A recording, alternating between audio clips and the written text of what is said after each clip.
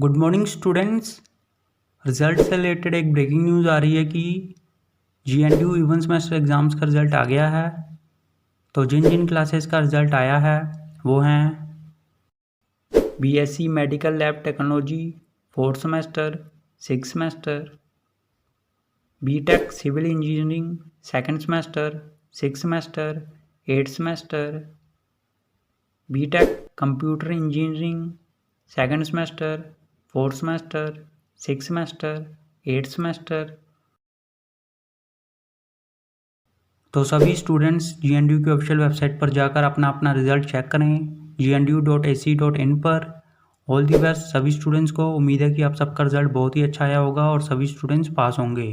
तो जैसे ही किसी और क्लास का या फिर किसी सेमेस्टर का रिजल्ट आता है तो हम आपको बता देंगे। तब तक इस वीडियो को लाइक कर दो, शेयर कर दो, चैनल सब्सक्राइब कर दो और बेल आइकन ज़रूर प्रेस कर देना। Thank you.